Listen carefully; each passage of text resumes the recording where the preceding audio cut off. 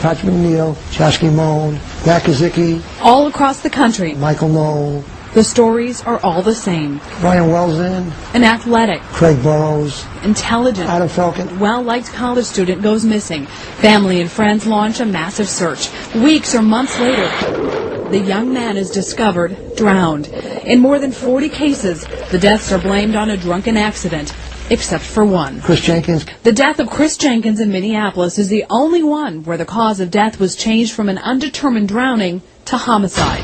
The level of evil that we're dealing with here is rampant, it's deep, and it's widespread.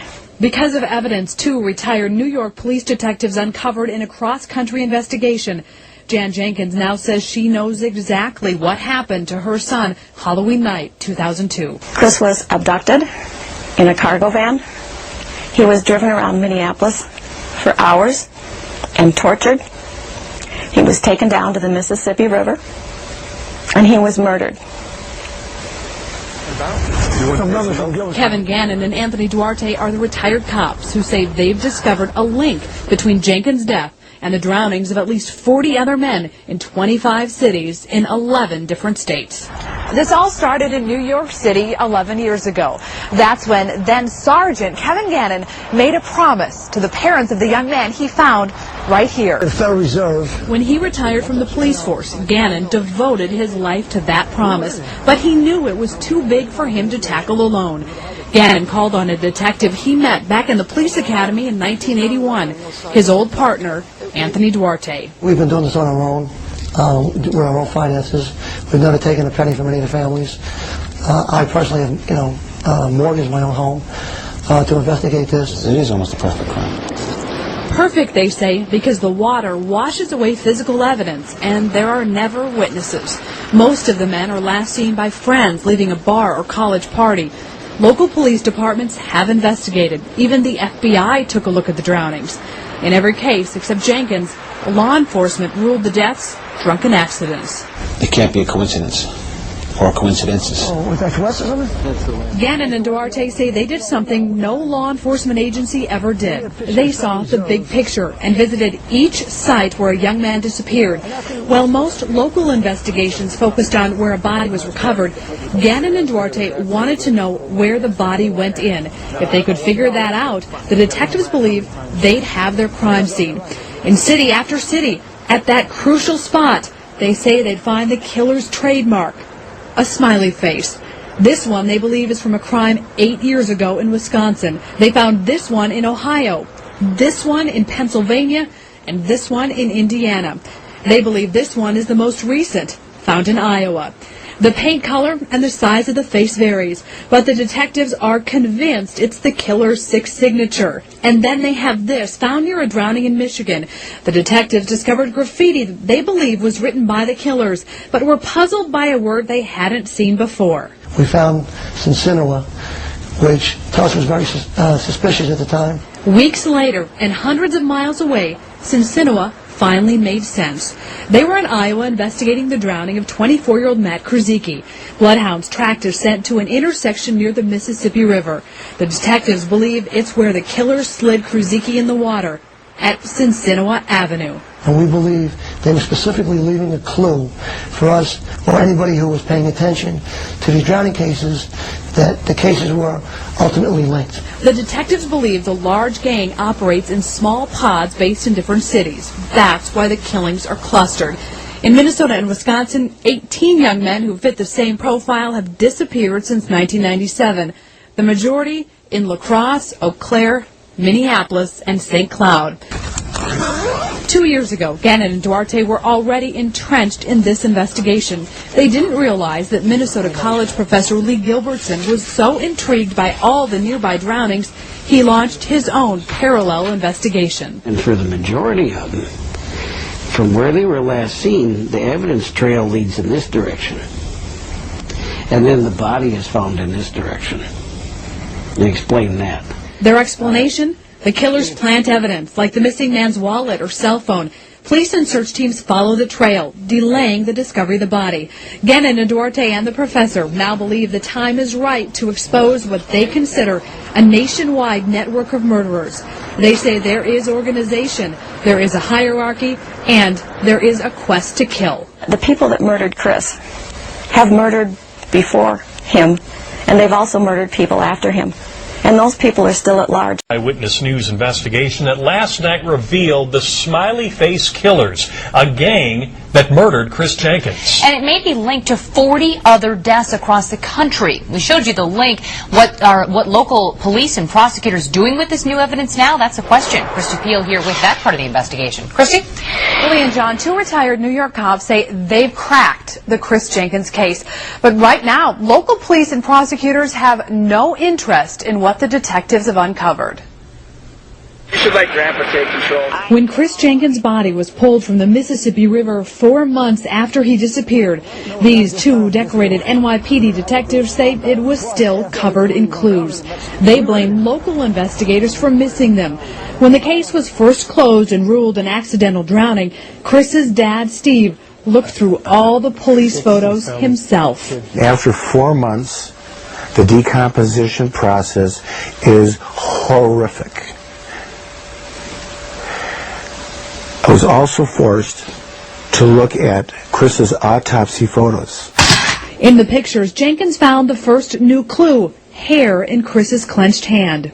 And it took us 4 years to get that wad of hair tested for DNA. It took us 4 years. When a test was finally done, it showed the hair in Chris's hand was his own. It sounds strange, but the detectives say it makes sense and points to murder. As the killers were forcing Chris Jenkins' head underwater, the detectives believe he was in the fight for his life, and he was pulling out his own hair while he tried to get the killer's hands off his head. You can get a picture of the Federal Reserve. Retired New York Police Sergeant Kevin Gannon says the Minneapolis police theory that Jenkins was thrown over a bridge doesn't fit the evidence. His head was turned 90 degrees to the right, which only would have occurred if he had died on land. He might have been drowned, but he had died on land. Gannon and his former police partner Anthony Duarte say there's more. The flimsy shirt of Chris's Halloween costume was still tucked in, his shoes still on his feet. Both are signs, according to Gannon and Duarte, that Chris didn't plunge into the water from a bridge, but someone slid his body into the water. Definitely more than one person we could pin it on. Do you think if this thing would go to court that you could get someone convicted? Yes. And that's exactly what they hoped for when they met with Minneapolis police. We did make a mistake. Even though Jenkins' death is now classified as a homicide, no one's been arrested. But Gannon and Duarte say the department wasn't interested in hearing their evidence. This was our one shot. We went to Minneapolis police, and they said they're not going to do anything with it because the prosecutor's office is not entertaining any more evidence in the case. The detectives call Minneapolis's lack of interest disappointing. Steve and Jan Jenkins consider it a slap in the face. This is outrageous. Every value that we hold to be true and dear to our hearts, honesty, fairness, the gift of life itself, has been violated. Minneapolis Police Chief Tim Dolan was going to talk about the Jenkins case, but an hour before our interview, he canceled. A spokesperson told me police are not pursuing any of the Gannon or Duarte's information because the case needs, quote, new evidence, not new theories. Christy, as you've been doing this investigation, it's getting a lot of attention all around the country. A lot of feedback, emails, phone calls, people wondering about cases similar to that of Chris Jenkins. We've been hearing about it from people all over the country. The most strikingly similar one is a boy in upstate New York who's actually buried today. It's a very recent case. In fact, the college student's family, his father, is saying exactly what the Jenkins have been saying, that it wasn't just an accident. They believe foul play is involved.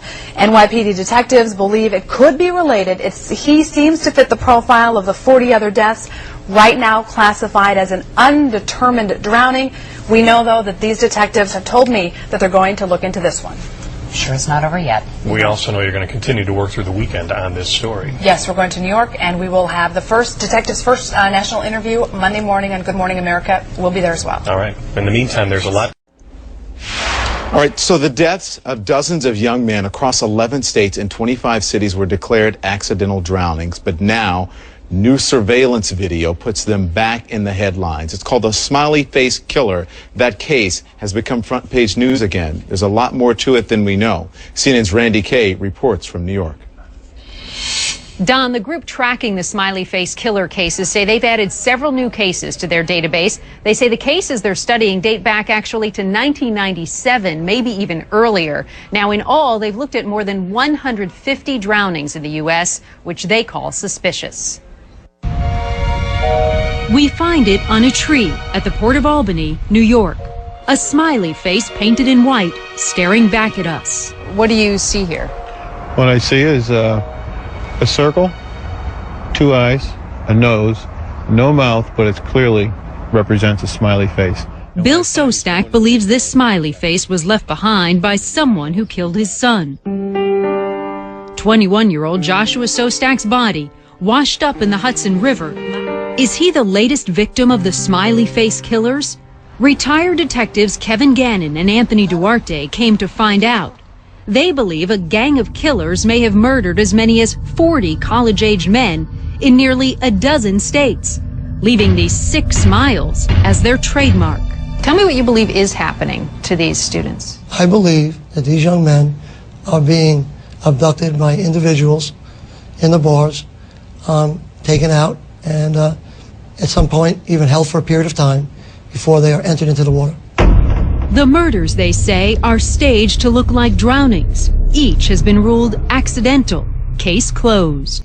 Kevin Gannon won't discuss the cases in detail, but says he believes 3 of the victims were held for hours and maybe abused. The fear of death is just as important as the act of death itself. The FBI has its doubts. The Bureau told us, to date, we have not developed any evidence to support links between these tragic deaths or any evidence substantiating the theory that these deaths are the work of a serial killer or killers. Now, in one case here in New York, the investigators say the young man was stalked, drugged, tied to a chair, and tortured before his body was slipped into the water. They hope to convince federal authorities to look at these cases further. Don? All right, thank you very much for that, Randy Kay. We're going to dig deeper inside of this because joining me tonight is Christy Peel in Minneapolis and Bill Sostak is in Albany, New York. Christy is an investigative reporter. She broke the smiley face killer story the same week that Josh Sostak, Bill's son, was buried. The two worked independently over the summer, and Bill believes his son was a victim of the so-called smiley face killer. Thank you both for joining us. Without a doubt, based on what he's wearing, based on the inside video, and you see him walking out, it's absolutely Josh Sostak. Give us the circumstances. He's walking out of a bar.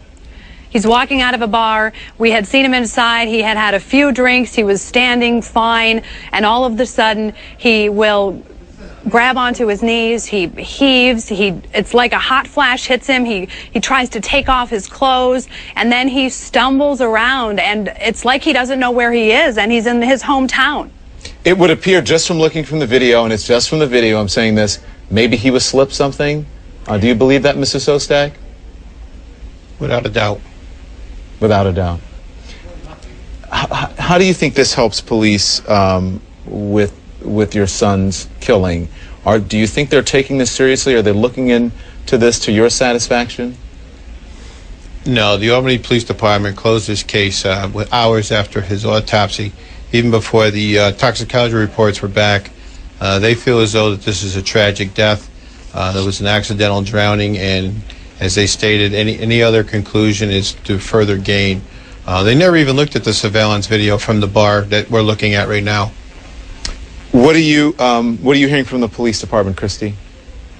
Excuse me? What are you hearing from the police department? You know, the police department hasn't commented about this case except to call it a tragic accident. I think that what's tragic here is that the Sostak family, like so many other families out there, doesn't have answers and goes to sleep every night not knowing what happened to their son. Clearly, something happened to Josh Sostak. He ended up 2 miles away from this location in the opposite direction of where he was staying that night, where his car was, and he's not seen on any other surveillance video. I don't know how he could have gotten there unless someone else took him to the water's edge. Mr. Sostak, have you heard from anyone who's in this crowd when you're looking at the surveillance video, anyone who was with your son that night that offers you any hope about what might have happened to him? Talking to the 6 boys who were with my son that night, and when they looked at the surveillance video, they said the reaction of Josh out in front of the bar was not Josh inside the bar. That was a total different reaction, and they feel the same as everybody else, that he was given some sort of a drug. Yeah. Okay. Mr. Zostek, we appreciate you joining us. We know it's very tough for you. And Christy, the investigative reporter who uncovered this story, thank you both for joining us, and we hope that this does offer some hope to the Zostaks and some help with police